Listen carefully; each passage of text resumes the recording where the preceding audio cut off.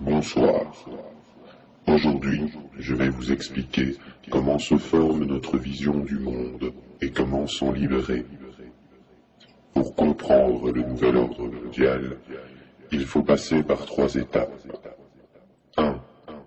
Décoloniser son imaginaire. Toute perception de la réalité dépend des représentations mentales de l'individu, c'est-à-dire une série de croyances provenant de notre entourage informatif. Notre vision du monde est donc par définition imaginaire. Rien n'est fondamentalement vrai ou faux. Tout est subjectif. Ces représentations émanent principalement de la famille, des groupes et des médias. Premier constat, la famille est détériorée, les divorces n'ont jamais été si nombreux et les enfants prennent le pouvoir, pendant que les vieux pourrissent dans des hospices. Les médias occupent un rôle central dans l'éducation des enfants. Donc, pour une forte majorité des êtres humains, leur vision de la réalité est le fruit des médias populaires. Que vous le vouliez ou non, votre esprit est conditionné. Le cas du 11 septembre est un exemple affligeant de vérité. L'événement fut tellement médiatisé que tout ce qu'en dit la télévision est automatiquement devenu vérité absolue. L'imaginaire des gens est formaté dans une bulle étanche, donnant une vision unique du monde. Ainsi, les médias peuvent transformer une idée bonne en une idée marginale. Par exemple, si vous estimez que l'hypersexualisation des mœurs est négative pour la société, vous allez être rejeté par une majorité qui estime qu'il faut vivre avec son temps. Les filles sérieuses, qui n'offrent pas leur corps rapidement et à plusieurs hommes, sont marginalisées. Mais si le présent n'est que la construction médiatique du passé, vivre avec son temps n'est en fait que le résultat d'une manipulation médiatique et ne veut strictement rien dire. Cette production est tout sauf le choix naturel de l'humain. L'explosion de la pornographie n'est pas l'expression d'un besoin, mais bien le résultat de la médiatisation sexuelle devenue le premier business mondial. Nous assistons à une vraie acceptation passive de la population devant toute forme de déviance. En quoi est-ce négatif ? Car toutes les philosophies du monde retiennent que pour développer sa spiritualité, il faut savoir se limiter. Le sexe facile n'est que le reflet d'une société qui a perdu le sens des mesures. À force d'être permissif, nous avons tué le vrai sens de la sexualité qui se trouve dans l'érotisme amoureux de la sphère privée. La Bible, par exemple, contient de nombreuses scènes érotiques. Le Kama Sutra nous apprend à aimer sensuellement son partenaire. Les médias, quant à eux, véhiculent une fausse image de la sexualité basée uniquement sur le plaisir instantané. Ils nuisent gravement à l'image de la femme devenue objet et emprisonnent l'esprit des hommes dans le matérialisme. Résumé de l'étape 1, admettre que notre vision du monde est basée sur des représentations mentales, subjectives, influencées inconsciemment ou non par nos médias.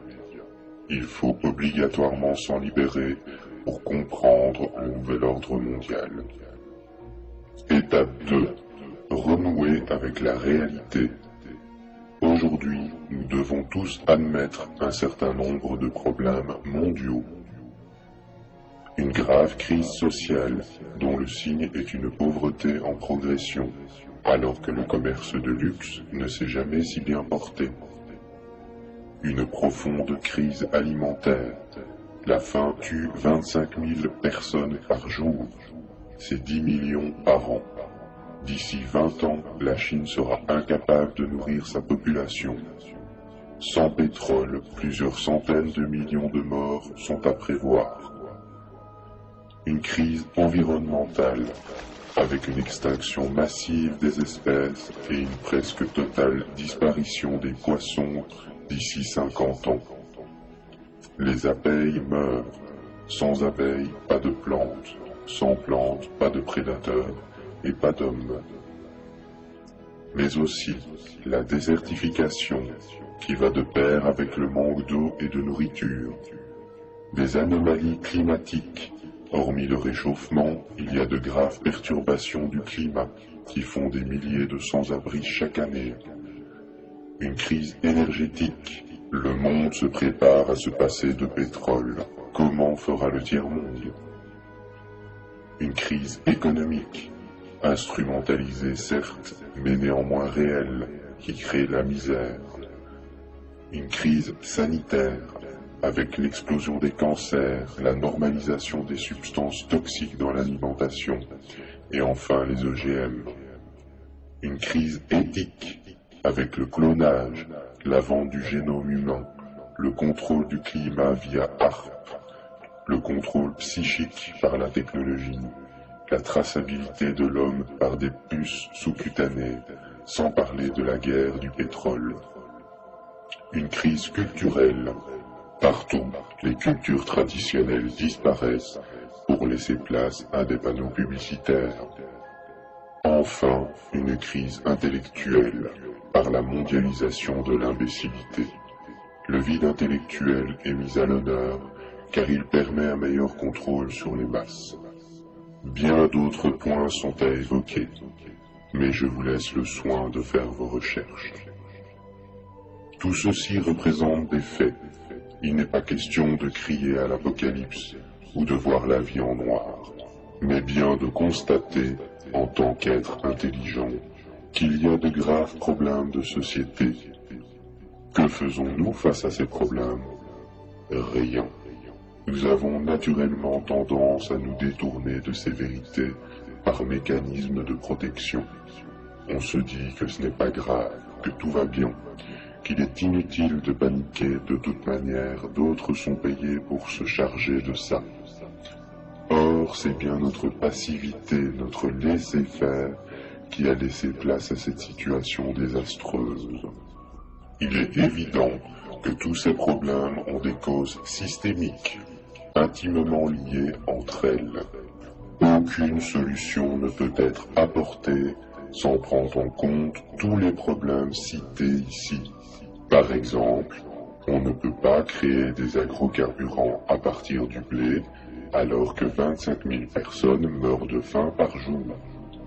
Si l'on veut résoudre un problème correctement, il faut y faire face, l'affronter et oser se remettre en question. Aujourd'hui, nous demandons à des politiciens de régler ces problèmes à notre place, alors qu'ils n'en ont pas l'intention. Ils sont fixés sur des objectifs économiques de court terme. De droite, de gauche, comme écolos, ils sont tous, sans exception, soumis à la croissance et au système financier. Résumé de l'étape 2, admettre les faits, voir la réalité en face.